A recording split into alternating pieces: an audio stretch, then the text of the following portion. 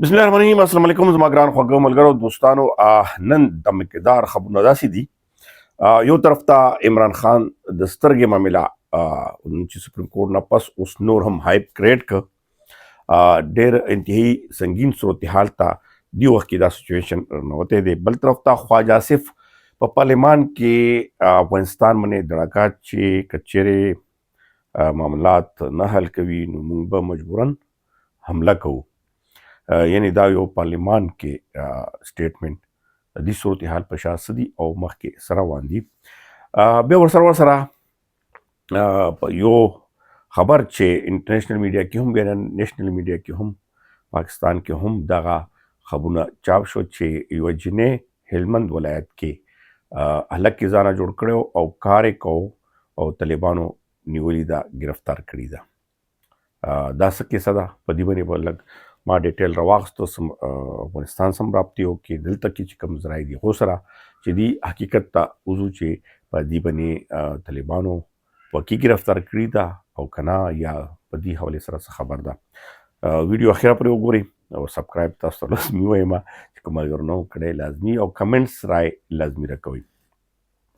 اول به زه یم چې راشو د عمران خان په کیسه باندې چې عمران خان نن سپریم کورټ کې کم وکیل کوم سلمان صفدر دی هغه یو ډیل شي او چې ته خبر ورنه وباسي سپریم کورټ په دې رضامندي باندې ورکړی و 3.5 غنټې ملاقات بیا هغه کې ټول تفصیل او بیا هغه ټول رپورټ چې کوم نن سپریم کورټ کې پیش شو. اوس تحریک انصاف دعوه کوي اوس وختي لږ ساعت مخکې تاسو ولیدل کې پی هاوس کې هم سی ایم کې پی او نور چې کوم قیدین دي هغه پریس کانفرنس وکړو. هغه وایي چې عمران خان سترګه چې کومه ده 85% ختمه شوې ده، یعنې 15% پاتې شوې ده او دا د جیل انتظامیه او موجوده حکومت غفلت وجې نه. اوس دا هایپ ډېر زیات کریټ شوی دی. سپریم کورټ نن پکې فیصله هم کړې ده چې د زر تر زره یې د کل ورځې پورې خپل کوم ډاکټران دي هغه رسۍ ورکړی شي او د دې علاج هر ممکن کوشش وکړی شي چې دا صورتحال ټیک شي. دا نن سپریم کورټ حکم ورسره عمران خان بچو سره په ټلیفون باندې خبرو سہولت ورکړی شي. دا دواړه نن احکامات چې 14 فروری یعنی ګل ورځې پورې دا به پوره کوي، دا ورته سپریم کورټ حکم دی. اوس بل طرف ته نن چې کوم پریس کانفرنس وشو هغه وایي که چېرې دغه 14 فروری پورې عمران خان ته صحیح علاج هغه نه شو نو به اخري دغه هغه دی چې بیا به راوځو او واپس په کورونو ته نه ځو. دغه لنډ مثال در کومه چې سخت پروټیست دپاره هغه وایي موږ اعلان نه که دا سی ایم کې پي او دغه شانتې نور ټول صورتحال او کې پي سی ایم کې پي نن دا خبره هم کړې وه چې خیبر پښتونخوا نه به پولیس خو هسې ملته روغتام نشته نو ټوله دنیا به راولم. او بهرحال دغه صورتحال یقین سنګین داسې کیدی شي چې نن نواز شریف حواله هم ورکړی شوه چې هغه کله بیمار شو عمران خان حکومت بار اجازت یې ورکړو.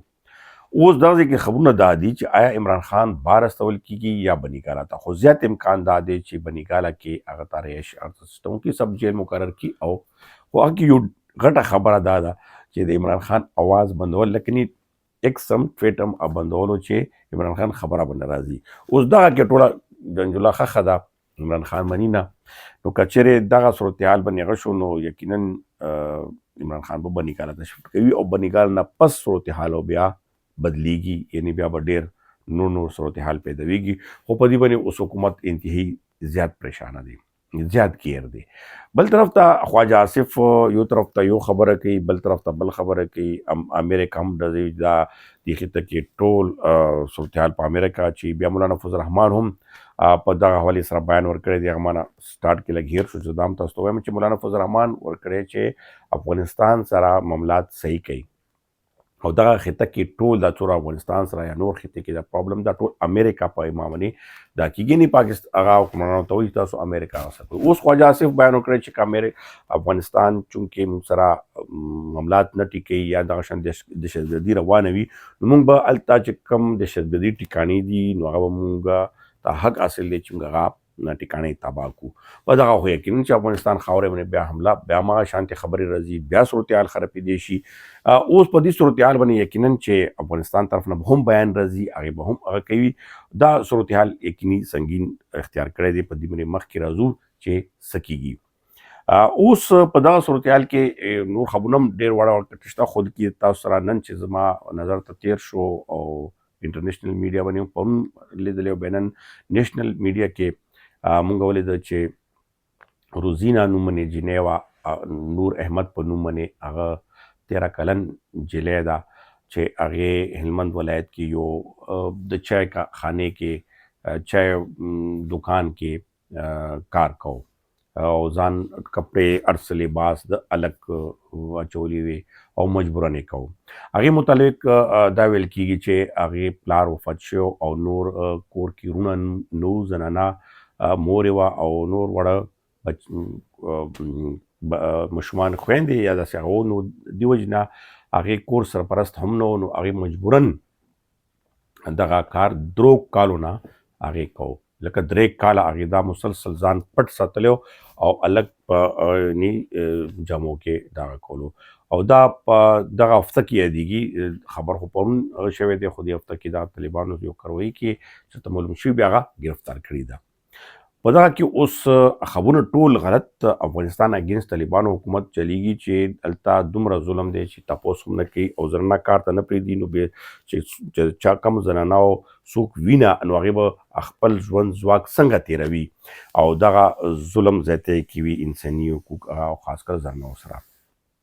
یقینا چې انټرنیشنل ته خو دا یو خبر ملاو شو او په دې باندې انساني حقوق هم اوس په تاسو ګورئ نور هم داسې هغه شته. خو بل طرف ته یو خو دا خبر طالبان پټوي، بل ځینې ذرایع ماته دا وویل چې طالبانو باقاعده توګه هغه کور ته هغې کورنۍ ته ګرفتار کړي نه ده، باقاعده کور ته بوتلي ده، هغې کورنۍ جاج یې اخیستلی دی او کور ته دا اوس ګورئ تړ موږ ورته وایي درېیمګړی حکومت، لکه هغه د حکومت قسم ترجماني موږ به داسې وایو چې داسې غړي سره ما خبرې وشوې، نو هغه راته وویل چې نه دا داسې کار شوی چې یو خو هغه په میډیا نه راولي، سکرینونه آوټ کړي شوي ده، دویم چې کوم ده هغه بالکل داسې واقعه وه، خو هغه په بدله کې هغو ته کورنۍ کوم راشن خرچ ټول حساب کتاب هغه دولت ومنلو، یعنې طالبانو حکومت ومنلو، هغه به هغې ته ځي او هغه په کور کېنوله چې تا ته به دا ټول خرچ خوراک څه کوم هغه دی ستا